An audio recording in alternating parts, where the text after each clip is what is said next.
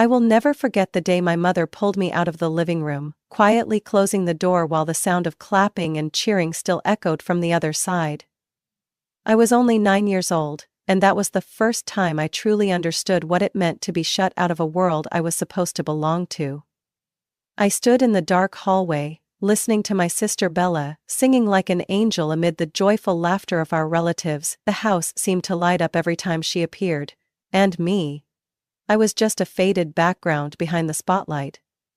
Maybe I got used to it too early. But what I can't forget isn't the indifference. It's the moment I realized my family never really saw me.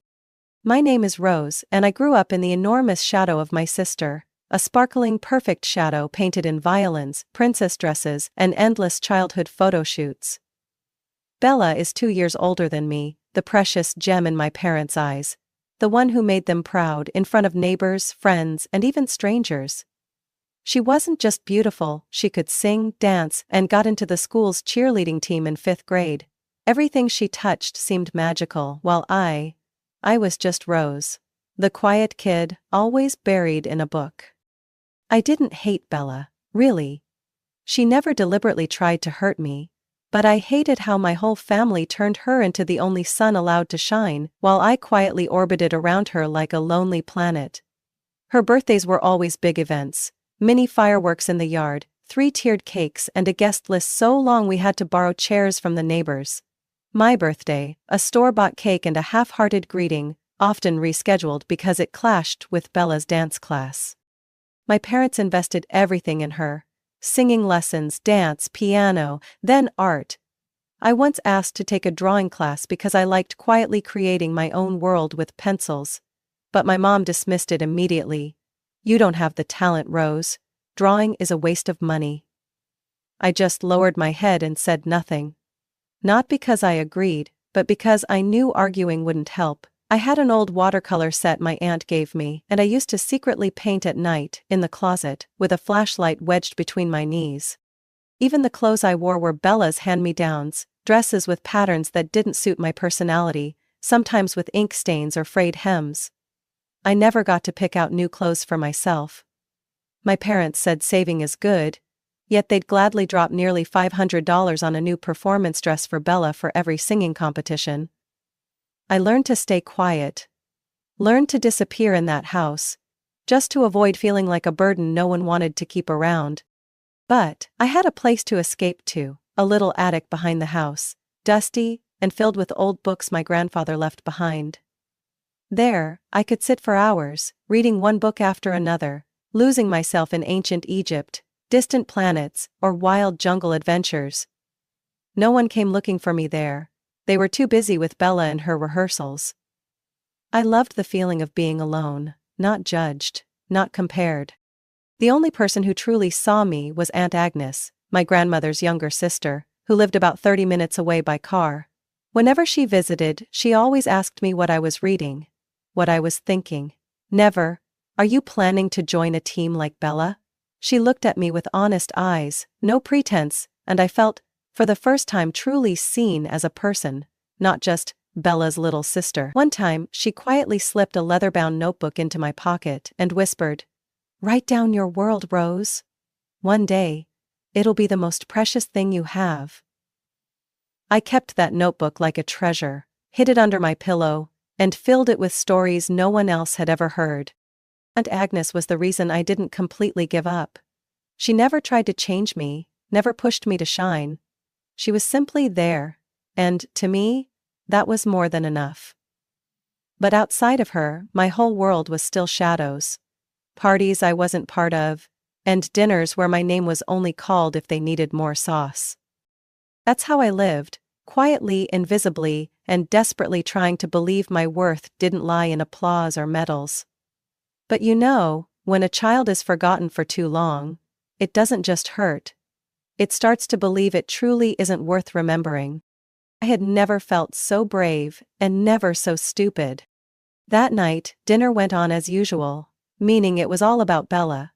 She had just won some kind of award at her school's art competition, and my mom kept retelling it with a face glowing with pride. My dad poured wine for everyone, except me, of course, and said smugly, "My daughter's heading to UCLA. We definitely need a big celebration." I clenched my fork, my palm was freezing but my chest burned like fire. I swallowed hard and spoke up, not knowing where I found the courage. "I want to go to college too. I'm planning to apply to the business program in state." Every sound around the table suddenly disappeared. Bella stopped smiling, my mom frowned, and my dad laughed. A loud, dry, mocking laugh. "Rose, what did you just say?" My mom blinked, as if she hadn't heard me right. "I want to go to college. I want to study business administration," I repeated, trying to keep my voice steady. Then the table exploded in laughter. Not the fun kind. The kind that stings. Like I had just said I was going to Mars. "Oh, honey," my mom wiped away tears from laughing. "You know college isn't for everyone, right?" Dad nodded, still in that cruel, amused tone. "You're not like Bella, Rose. She has talent. You should be more realistic. Working at Uncle Travis's diner would be just fine." My throat went dry. I sat still, trying not to cry right there at the table. Bella looked away. She didn't laugh, but she didn't say a word to defend me either. I stood up, pushed my chair back and ran upstairs, heart pounding and ears ringing. Every step on the stairs felt like a hammer hitting the fragile shell of my self-worth. I didn't sleep that night. I sat staring at my report card. Straight A's. Certificates, recommendation letters from teachers. I studied day and night, spent hours in the library, walked long distances just to ask more questions and understand better, and all I got in return was a smirk? The next morning, before anyone could leave the breakfast table, I walked straight into the living room, holding a thick stack of documents. I threw it down on the table. "If you think I'm not good enough, then read this," I said, my voice shaking with anger and pain. My mom picked it up and flipped through a few pages. My dad clicked his tongue, arms crossed like he was looking at a laundry flyer. "So what?" he said eventually. "Even if your grades are good, it doesn't change the fact that this family has no money left for you." "It all went to Bella," my mom added. "She needs to study art. She needs fame. And you should learn how to earn a living realistically." I was stunned. Not because of the words, but because of how calmly they said them, like my future was just a footnote beneath the grand photo titled Bella. "So, I don't get any chance?" I asked, my voice barely a whisper. Dad shrugged. "We've made our decision, Rose. Don't make a scene." I turned and walked out of the room with heavy steps. But something in my mind had just snapped. And from that crack, a new determination began to form. If they couldn't see my worth, I would make them see it, even just once. I sat motionless in the corner of the backyard, clutching the wrinkled report card I had slammed on the table that morning. A numb feeling spread through me, like I wasn't a person anymore, just some leftover item everyone wanted to throw away. I didn't know how long I sat there. The weather started to turn cold, and the wind blew through my tangled hair like a reminder that it was time to get up. But I didn't want to go back inside, where every door had already been closed to me. My phone rang. Aunt Maggie was calling. I almost burst into tears just hearing her voice on the other end. "Are you okay, Rose?" Her voice was gentle, like a blanket wrapped around my frozen heart. I couldn't pretend. I started talking, breaking down in tears. I told her about the humiliating dinner, how they dismissed my dreams like I was asking for something ridiculous. I left nothing out. Not even the moment Bella looked away when I needed her the most. She listened silently, only sighing softly now and then. Finally, she said something that changed my life. "Rose, I have some savings. I want you to use it to go to college." I was stunned. You mean it?" I blurted out, my heart racing. "I've never been more serious," she said firmly. "You're smart, hardworking, and you deserve a chance. I won't let your talent be buried just because of someone else's selfishness." I broke down like a child, but those were tears of hope. For the first time in years. The next day I quietly packed my things. No one asked what I was doing.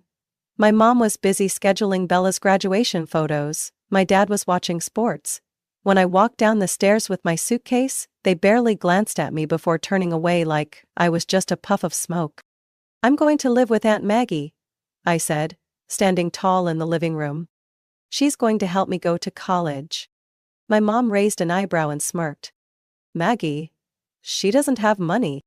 "That's no longer your concern," I replied, then turned and walked out the door. No one stopped me, not a single goodbye, not a single hug. Aunt Maggie lived in a small house in the suburbs, with a porch covered in bougainvillea and an old rocking chair I used to love as a kid.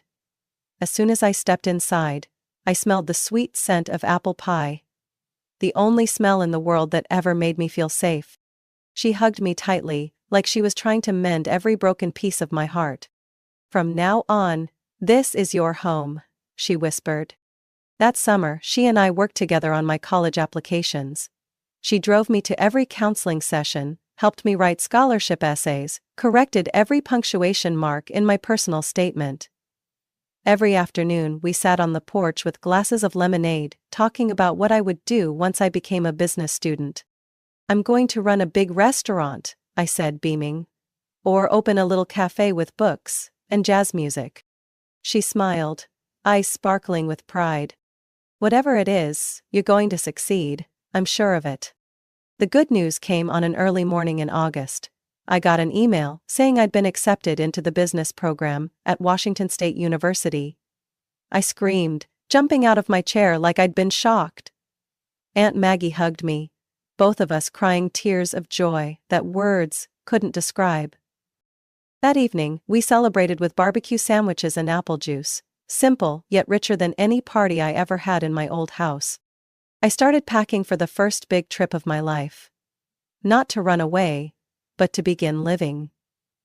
Aunt Maggie helped me fold each shirt, pack each book, and even tucked in a jar of blueberry jam she made just for me.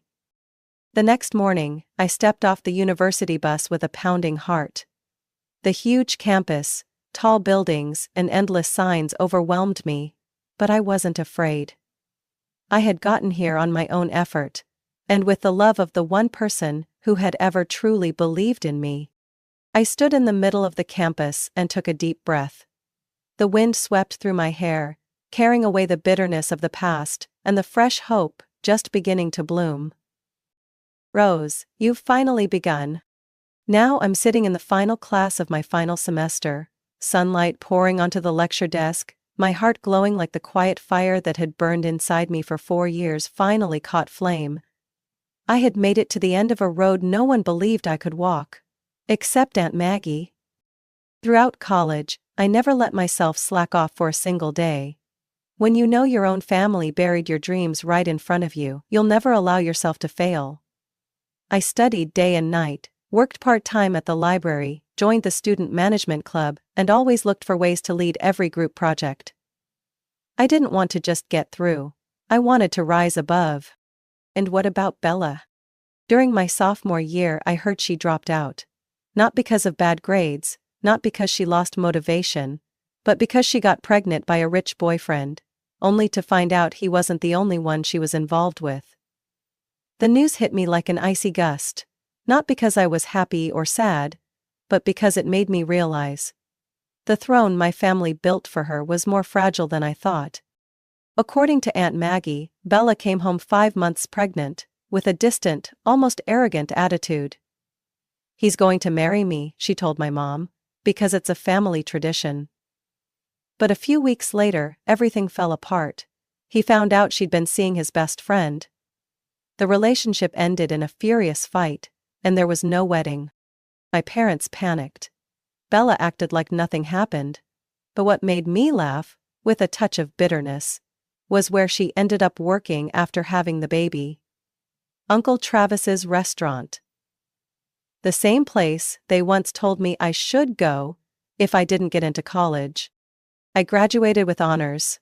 Standing on stage, diploma in hand, I looked out at the audience and saw Aunt Maggie waving, tears streaming down her cheeks. My parents weren't there, Bella wasn't there. But I didn't feel empty. In that moment, Aunt Maggie was my whole world. After the ceremony, I got a job offer from an upscale restaurant chain called the Gilded Fork, known for its fusion cuisine and Michelin-level service. I started as an assistant manager at their downtown Portland location, where the lights never go out and customers happily drop $100 on lunch. I didn't take shortcuts. I worked 12-hour days, trained staff, handled crises, learned to negotiate with vendors like a warrior. And after 2 years, when the former manager moved to another project, I was promoted to general manager. 26 years old, running a $1 million restaurant. All on my own. The first thing I did after getting my first paycheck with that incredible salary? I went straight to the electronics store. I picked out the latest smartphone, big screen, high-resolution camera, massive storage, the salesperson asked. A gift for your boyfriend? I smiled. No, for someone way more important, my aunt. Aunt Maggie nearly screamed when I handed her the phone that Sunday afternoon. Oh my goodness, Rose, this is way too fancy. Not more than what you've done for me, I said, my eyes burning. Now, I'm going to teach you how to use Facebook, TikTok, and even video calls. We spent the whole afternoon setting up accounts, taking photos, tweaking filters. Her favorite thing was filming videos of her apple pie, which later turned into a little series that gained over 1,000 followers in just a few weeks. Every time work got stressful, I'd open one of her clips, talking about making the crust crisp, and all the pressure would melt away. You're a social media star now, I teased, when one of her videos hit over 50,000 views. She laughed, eyes shining like they used to when I was a little girl, hiding in her arms to find a safe place in the world. One late afternoon, while I was busy preparing the VIP reservation list, my phone lit up with a name both unfamiliar and familiar. I froze.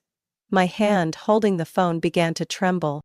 It had been nearly 3 years since I last heard her voice, and now she was calling.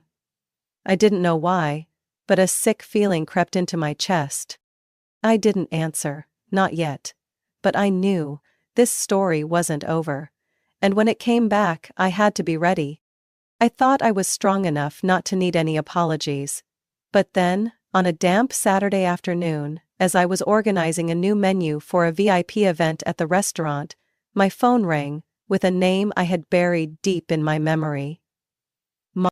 I was going to decline the call, but somehow, my finger slid over the answer button. Rose, can you hear me?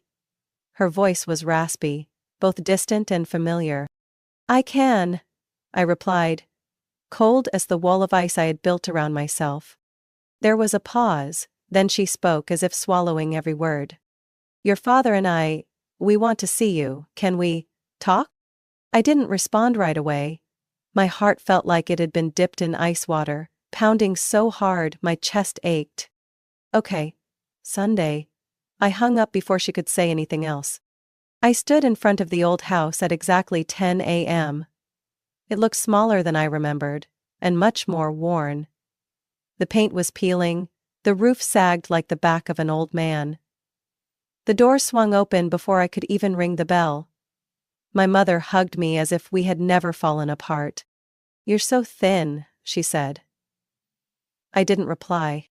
Dad stood in the living room, hands in his pockets, eyes cautious like he was calculating something.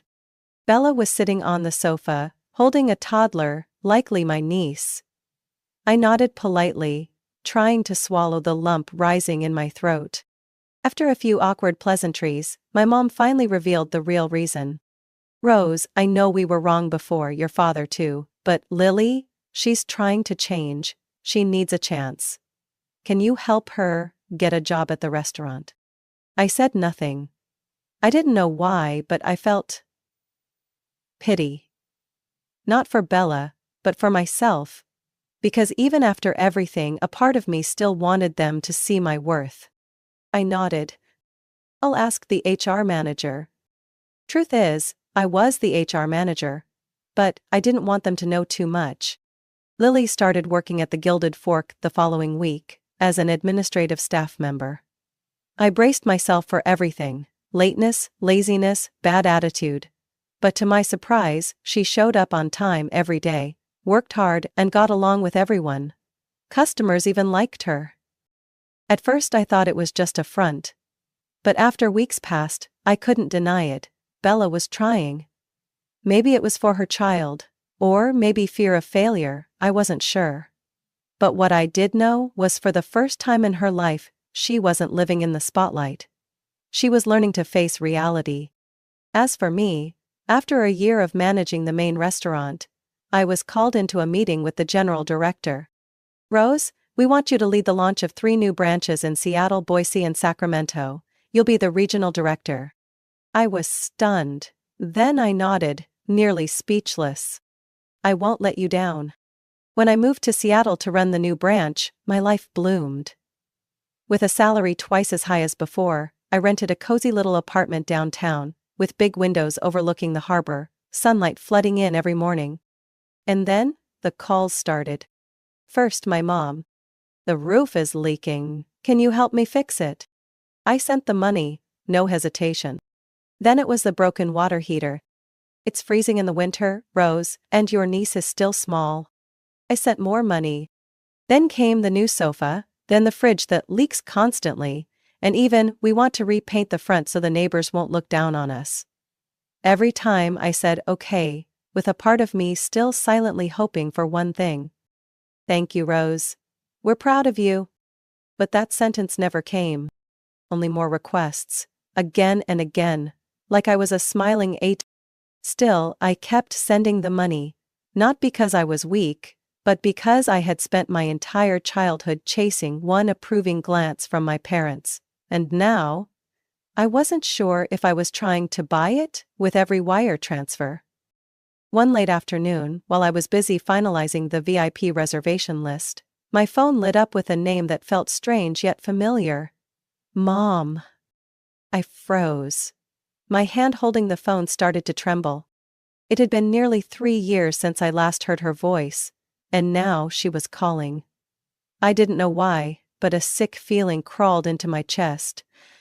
I didn't pick up. Not yet. But I knew. This story wasn't over. And when it returned, I had to be ready. I thought I was strong enough not to need any apologies. But then, on a damp Saturday afternoon, while arranging a new menu for a VIP event at the restaurant, my phone rang with a name I had buried deep in my memory. Mom. I was about to decline, but somehow my finger slid over to the answer button. "Rose, can you hear me?"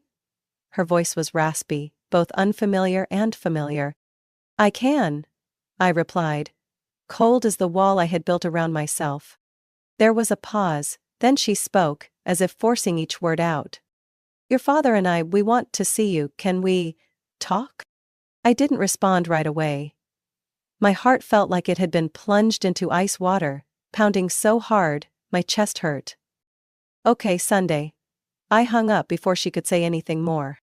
I stood in front of the old house at exactly 10 a.m. It looked smaller than I remembered, and much older. The paint was peeling, the roof sagged like an old man's back. The door opened before I even reached for the bell. My mother hugged me like we had never fallen apart. "You've gotten so thin," she said. I didn't respond. Dad stood in the living room, hands in his pockets, his gaze cautious, like he was measuring something. Bella was sitting on the couch, holding a toddler, probably my niece. I nodded in greeting, trying to suppress the lump rising in my throat. After a few awkward pleasantries, my mom revealed the real reason. "Rose, I know we were wrong before, your father too. But Lily, she's trying to change. She needs a chance. Can you help her get a job at the restaurant?" I stayed silent. I didn't know why, but I felt pity. Not for Bella, but for myself. Because even after everything, some part of me still wanted them to recognize my worth. I nodded. "I'll talk to HR."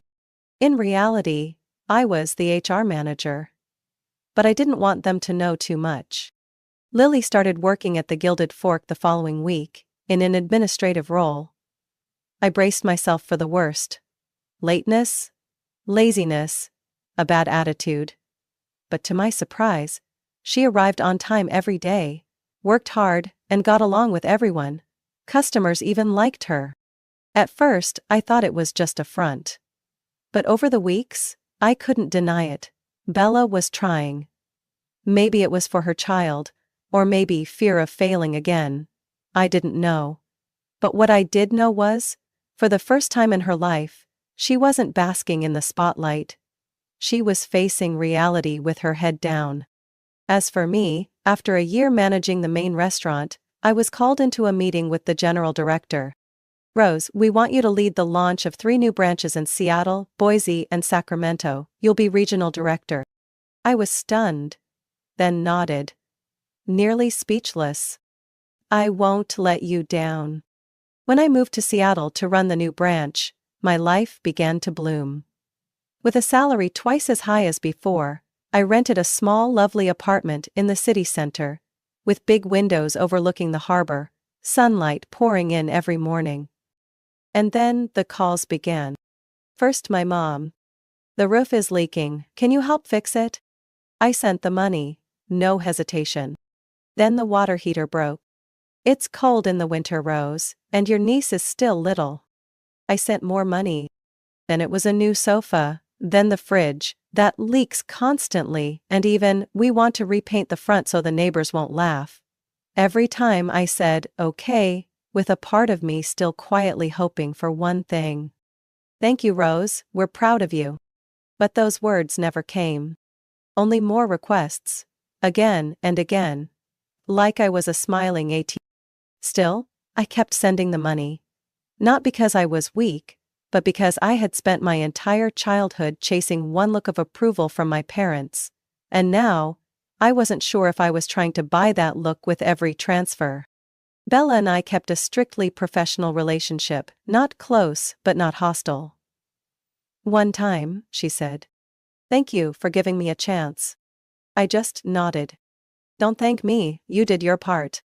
I didn't want to attach more emotions to this, but deep down I knew. If they ever betrayed me again, I wouldn't have the strength to recover. And I was right. That afternoon I was in my new office on the 15th floor, reviewing the candidate list for the Sacramento branch manager position. The coffee on my desk had gone cold, my mind drifting between resumes, when a Facebook notification popped up on my phone. Aunt Maggie just posted a new video. I smiled. Her videos were my stress relief after a long day. I regularly watched her tutorials on planting tomatoes, baking apple pie, or telling funny stories about the neighbors' cats. I opened the video, expecting to see her garden or hear her warm laughter, but instead, I saw a chaotic party scene. The sound was loud and sharp, the effects of alcohol clear in the laughter, and the way adults spoke without control. The camera was shaky, probably because Aunt Maggie had left her phone on the table without turning it off. I saw my mother clearly, with her old-fashioned curls, holding a glass of red wine, speaking loudly in front of familiar relatives. "That girl, Rose," she burst out laughing. "She thinks she's all that, but in reality she's just a parasite, useless. It's all thanks to Lily." I froze.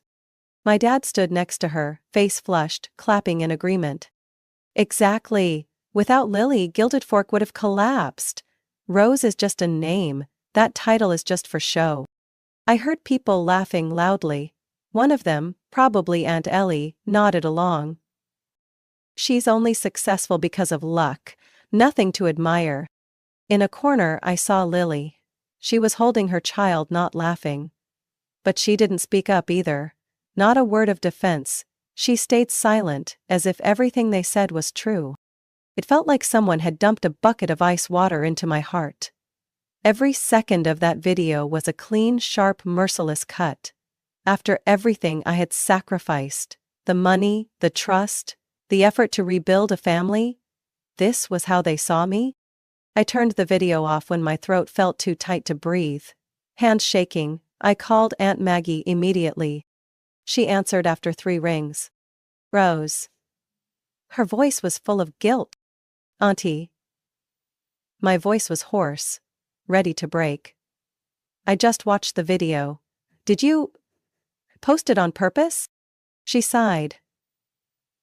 I didn't realize the phone was still recording, but when I saw it, I didn't take it down. I thought, it was time you saw who you're really dealing with. They called me a parasite, did you know that? I did. I bit my lip until I tasted blood. How much money have I sent them? How many times have I stepped in when they needed something? Why? Why me? Because you're the only one in this family who doesn't need to prove your worth, and yet you're the one they demand the most from, she said, her voice heavy with sorrow. Because you're kind, and they take advantage of that. I sat in silence, tears falling onto my hands. Are you disappointed in me? I whispered. No. But I'm disappointed that they don't deserve you. We didn't speak for several minutes. I just listened to the soft wind outside my window and her steady breathing on the other end of the line. But in that moment, I knew there was no going back. I hung up, stood and walked out of the office straight to the parking lot, no coat, no hesitation. My chest felt like it was being ripped open, with anger, shame, and a kind of pain I couldn't name. The pain of someone who had trusted. That night, I sat alone in my apartment, watching a text from my mother pop up. Rose, take down the video. You shouldn't let outsiders see our family matters. I didn't reply. I opened my banking app and canceled every scheduled transfer. No more roof repairs, no more broken heaters, no more anything. I took a sheet of paper and wrote each word by hand, clear, firm, the way I needed it etched into my mind. I am not a parasite. On Monday morning, after the video, I walked into the restaurant with tired eyes but a clearer mind than ever. I sat at my desk, opened my laptop, logged into my bank account, and did one thing: canceled all recurring payments to my parents. No message, no explanation. There was nothing left to say. My phone started buzzing non-stop around midday. Messages from my mom came in, each one like an old knife being freshly sharpened. Sweetheart, that night was just a misunderstanding. Everyone had too much to drink. Don't overthink it. I turned off notifications. But less than an hour later, another wave of texts rolled in. Rose, we didn't get this month's transfer.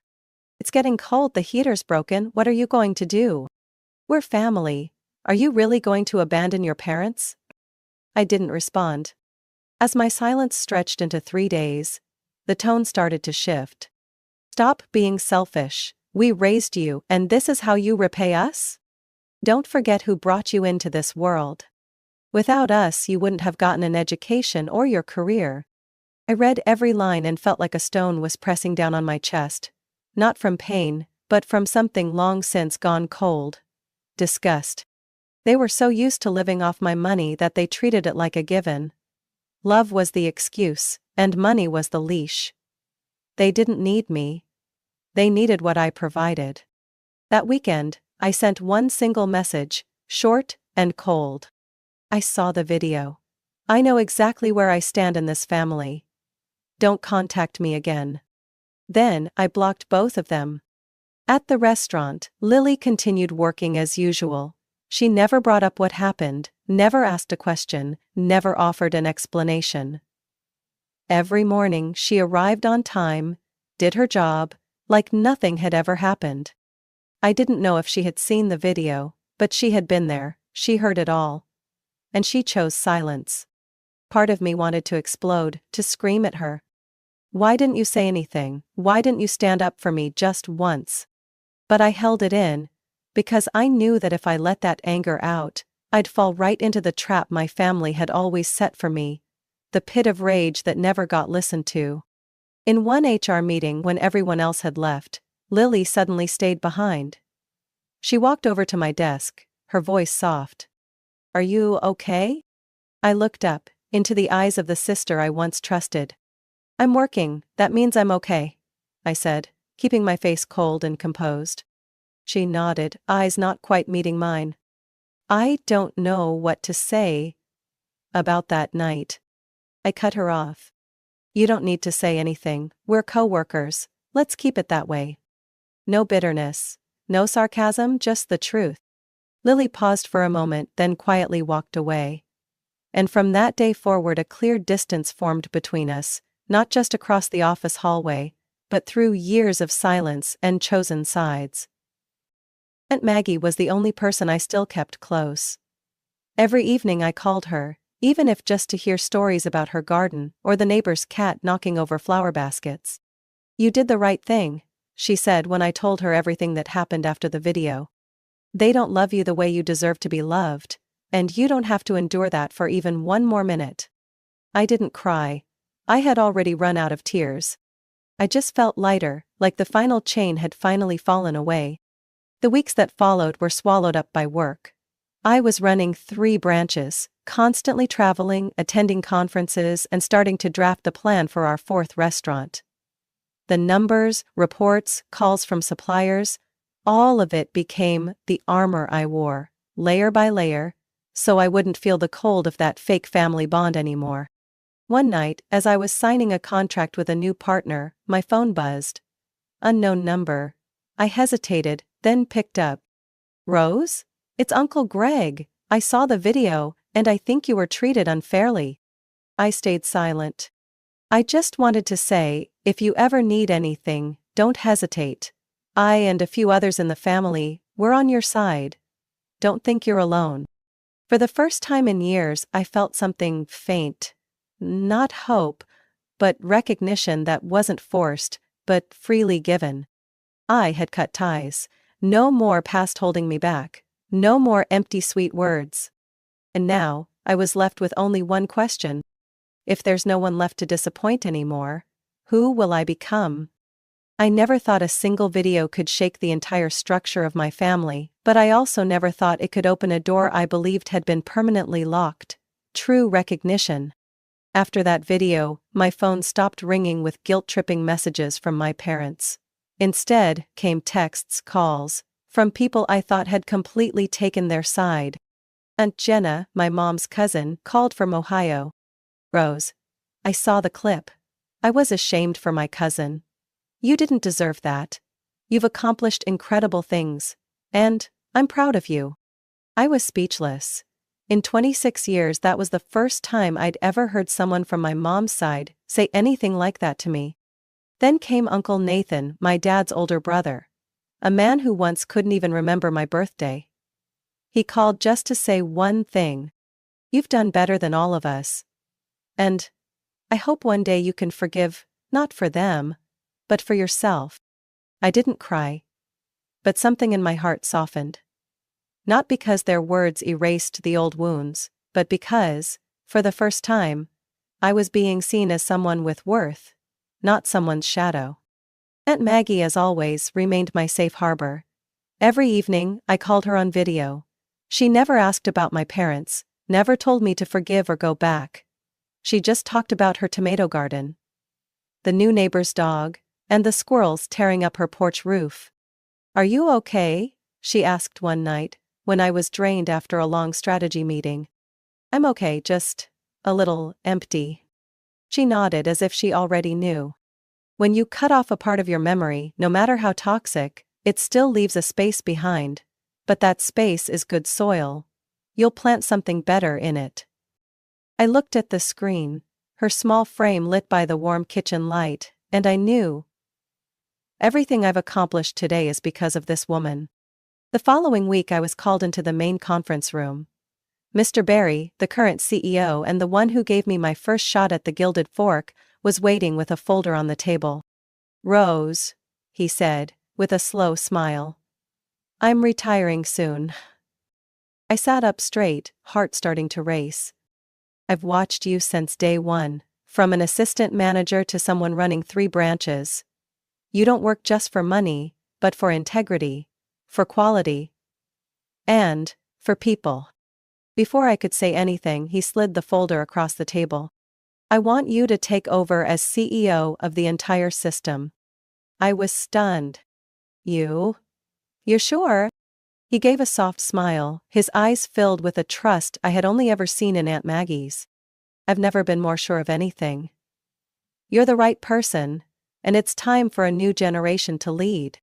News that I had become the CEO of the Gilded Fork spread quickly. Food magazines started covering it. A few local business papers called me the woman who rose from silence. I didn't care much about the titles, but when I saw that article, I thought of one person only: Aunt Maggie. I drove straight to her house that weekend, unannounced. She was watering flowers, back turned, so she didn't see me at first.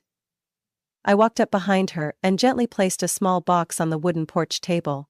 "What's this?" she asked, turning around and squinting at it. "A ticket. To anywhere you want. I've already booked everything. The hotel, the tour guide, the insurance. All you have to do is pack your bag and go." She opened the box. The ticket read, "Venice, Italy, 10-day getaway." "Oh my goodness, Rose," she whispered. "No one deserves this more than you," I said, eyes stinging. "You gave me everything. Now it's time I returned just a little piece of it." She hugged me, holding tight like when I was a child curled up in her lap with a book and a heart full of unanswered questions. That night, I lay on the balcony of my new apartment, bigger, brighter, and fully mine. I looked up at the sky, where city lights blended with the distant stars. A year ago, I was still the girl they labeled a parasite. And now, I am Rose Morgan, CEO of one of the most prestigious culinary chains on the West Coast. A woman who was once forgotten but never gave up. A child once dismissed, now rewriting the definition of success through her own life. I picked up my phone and sent a message to Aunt Maggie. "I'm okay now, really. My story is proof that not everyone is born into love, but everyone deserves a chance to be seen and to stand tall. I was once a shadow in my own family, underestimated and used. But it was resilience, kindness, and one person who believed in me, Aunt Maggie, that helped me rise. Success doesn't come from luck, but from the courage to walk away from places that no longer value you. And now, I'm proud to be myself, no longer needing anyone's permission to shine." What do you think of Rose's journey? Have you ever felt underestimated like she did? Share your thoughts in the comments below, and don't forget to follow the channel so you won't miss the next emotional family story.